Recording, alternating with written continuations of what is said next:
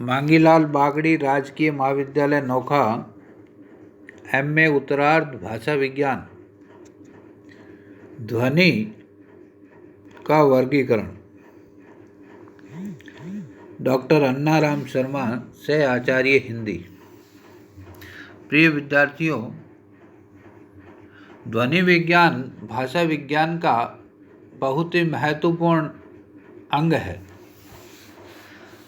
इस पर अपेक्षित गंभीरता आवश्यक है।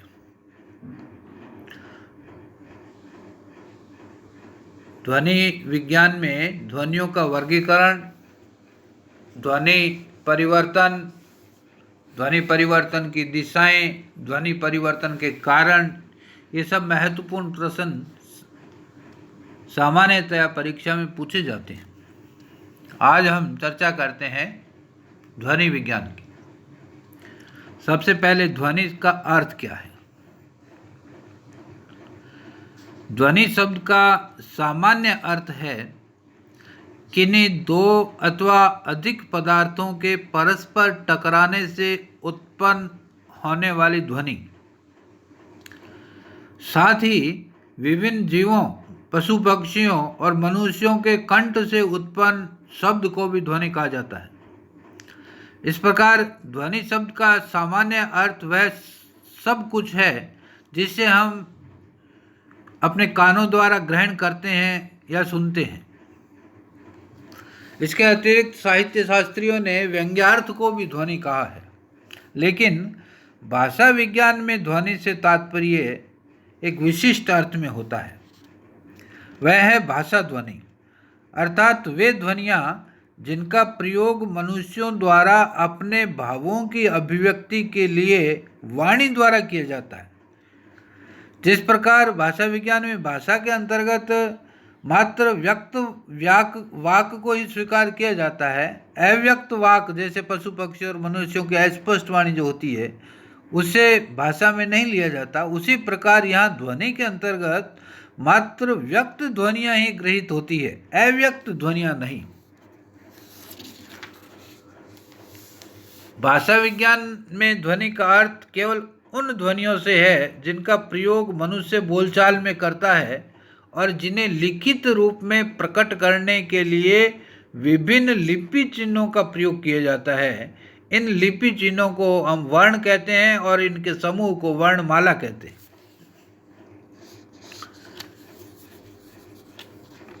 यह जो ध्वनियाँ हैं, इन ध्वनियों के वर्गीकरण के कई आधार हैं। उन आधारों में 3 मुख्य आधार है: श्रवणीयता, उच्चारण स्थान और उच्चारण प्रयत्न। सबसे पहले श्रवणीयता के आधार पर हम ध्वनियों का वर्गीकरण करते हैं। श्रवणीयता का अर्थ है ध्वनियों के या वर्णों के सुने जाने की योग्यता या सामर्थ्य। प्रत्येक भाषा के ध्वनि समूह में कुछ ध्वनियाँ तो ऐसी होती है जो सुनने में दूसरों की अपेक्षा अधिक स्पष्ट होती है और उन्हें श्रोता अपेक्षाकृत अधिक दूर से भी भली प्रकार सुन सकता है।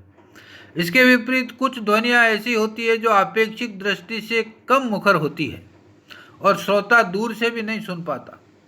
इस आधार पर 3 प्रकार की ध्वनियाँ मानी गई है।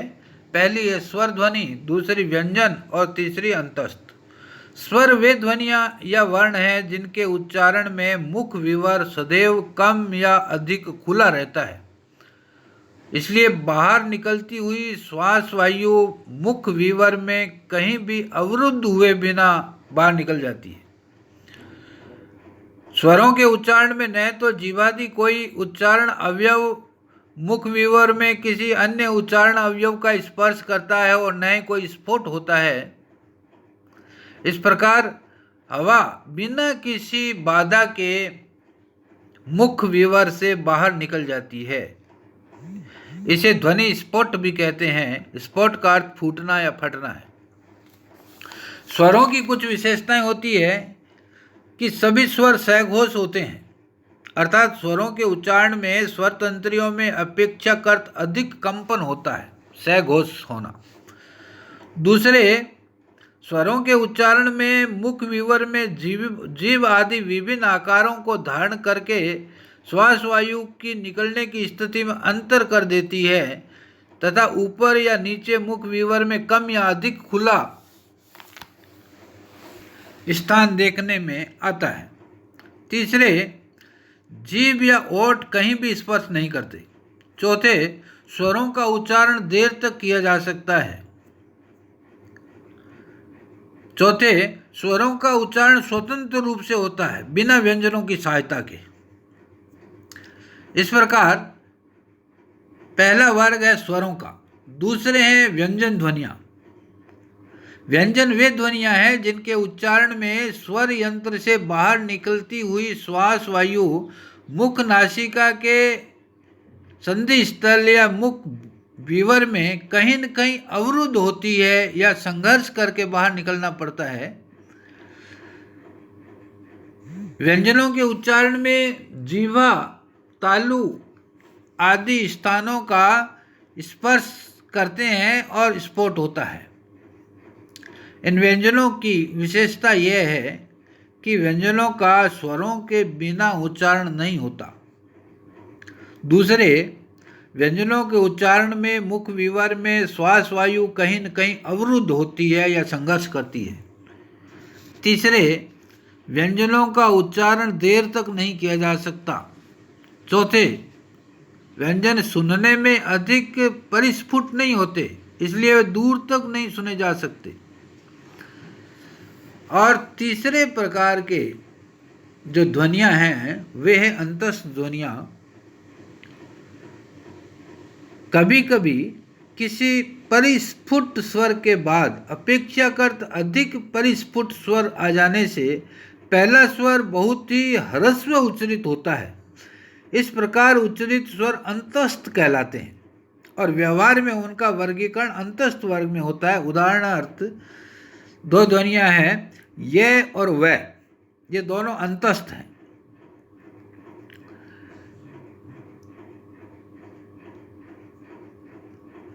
दूसरा आधार है वर्गीकरण का स्थान।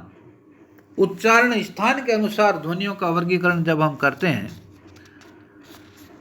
तो वह कई रूप में हमारे सामने आता है। उच्चारण स्थान का अर्थ है कि कौन से स्थान से उन ध्वनियों का उच्चारण हो रहा है, मुख में कौन से स्थान से। इस आधार पर ध्वनियाँ कई प्रकार की है। पहली है काकल्य ध्वनियाँ।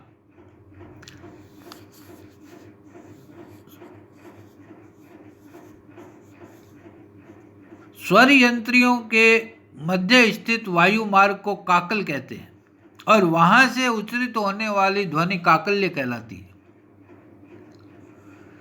जैसे विसर्ग है और है ध्वनि, ये दोनों काकल्य ध्वनियां हैं। दूसरी ध्वनियां हैं जीवा मूलीय। जीवा जहां से प्रारंभ होती है उसका मूल स्थान जीवा मूल कहलाता है। जब अली जीवा या काग, जिसको कौवा कहते हैं, कौवा जीवा मूल का स्पर्श करता हुआ श्वास वायु का निरोध करता है, तब जो ध्वनियाँ उत्पन्न होती है उन्हें जीवा मूलीय ध्वनियाँ कहते हैं। हिंदी में